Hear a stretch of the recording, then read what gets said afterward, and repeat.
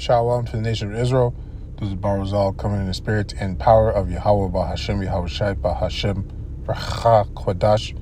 Double honors to the apostles of Great Millstone and to the hopeful elect, pushing his word in truth and sincerity across the four corners of the earth. This lesson is going to be titled, Faith Without Works is Dead. You know?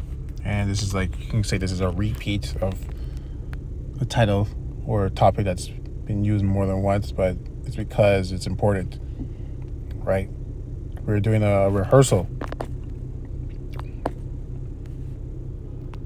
So James 2:17, even so faith, if it hath not works, is dead being alone. Right? So you can't say you believe in something, but then you're not applying action towards what you claim you believe in. If I say I believed I can be a professional athlete, and I'm like telling everyone, yeah, I know I can do it. Okay. But I'm not putting in the time, I'm not training, I'm not watching film, I'm not going to the gym, working out, I'm not putting in the action towards that belief, then I don't really believe. Right? That faith that I have is dead. It's not valid. Because I don't actually truly believe I can do it. I'm just a shit talker. Right? I just run my mouth. Right? So that's why you got to apply action towards what you claim you believe in. Right? And we're going to jump to verse 20. But will thou know, O vain man, that faith without works is dead? Right? A lot of people claim, they say, especially these Christians, they say that they believe in the Lord Yahweh Shem Shai, but they don't apply any works to what they say they believe. And they don't even know the name Lord Yahweh Shem Shai. They know Jesus Christ. That's the name they use in God. Okay, fine. And you're going to these churches and you say you believe. So the scriptures tell you to read out the Bible. So you got to study the Bible. You're not doing that. Okay, there's one strike. And then let's say you're reading the Bible and you know the commandments. And you're already breaking them, right, daily. Like simple ones that you could actually follow, like not commit adultery, right? Thou shalt not kill, right? Things like that. Thou shalt not eat pork. Like it goes into the dietary laws, things that you can actually follow, but you're still breaking the laws. So you don't truly believe. You're just a person that talks. You're a Sunday Israelite or Saturday Israelite. Right? You go to Saturday, Sunday, you go to church, you act like you're doing something good, and you go home and you just keep committing more sin, heaping sin upon sin. Right? So your faith is dead because you don't have the works to back it up. Right? So then we're going to jump to... No, let's keep reading. Was not Abraham our father justified by works when he had offered Isaac his son upon the altar? Right? He was, because he applied that action to what he believed in.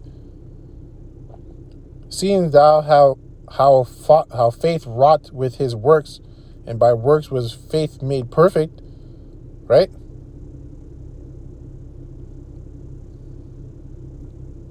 Exactly. Because he had both. That's why it was made perfect. And we're jump to 24. Ye see then how that by works a man is justified and not by faith only. So you got to have both. You have to have both. Right? Verse 26. For as a body without the spirit is dead, so faith without works is dead also. Right? So you can't say you believe in something, but you're not applying that action towards what you believe in. Jeremiah 17:7. Blessed is the man that trusteth in the Lord Yahweh, in whose hope the Lord is. Right? So the man that trusts in the Lord Yahweh Shem Shai is truly blessed. And if he trusts in Yahweh Shem Shai, he's going to do what he tells him to do.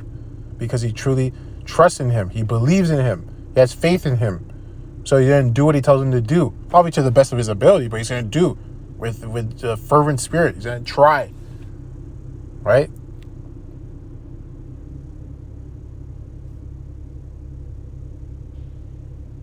Right? And I read 8 for Jeremiah 17:8. For he shall be as a tree planted by the waters, and that spread out her roots by the river, and shall not see when he cometh. Right? Because the thing, even though, right, we're in this truth. We're still feeble. We're still vulnerable. So we don't really know when danger's coming unless the Lord tells us danger's coming. And sometimes it might come, you might not even see it. Right?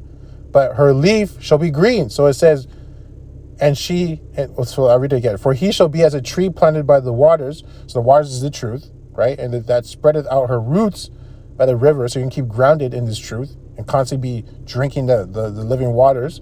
And shall not see when he cometh, but her leaf shall be green. So even because you're grounded in this truth and you trust in Yahweh Shem Yoshai, and you're reading, you're studying, you're applying your action to what you believe in, right? You're constantly being fed by the living waters, right?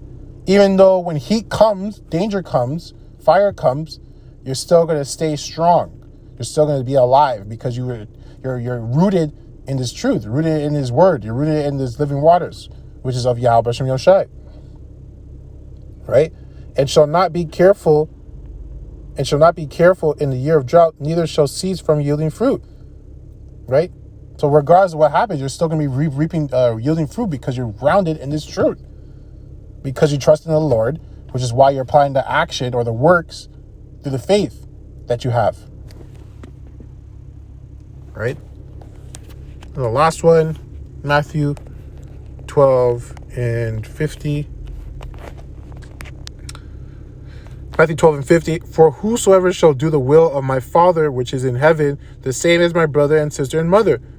Right? So if you're doing the will of the Father, which is pushing his word, right? Applying the works, you're the same brother. Yahweh Shai doesn't call you his brother or his mother, right? Or his sister, right? Yeah, and you want Yahweh Shai to call you your brother because that's someone he's going to plead for. Or beg for, I should say the word. Means he didn't do both, but that's someone he's going to beg for to Yahweh to help in such situations. So when you go pray and you fast and you ask Yahweh Shai, you can ask Yahweh Shai for things and sometimes he'll give it to you, but he's gonna do it for the people that are his family, right? He's not going to do it for strangers. He's going to do it for his family. So you got to be doing these things so you can be called family. Yahweh Shai can call you family and bring your prayers unto Yahweh, right? So, that's it on that. Don't want to keep talking.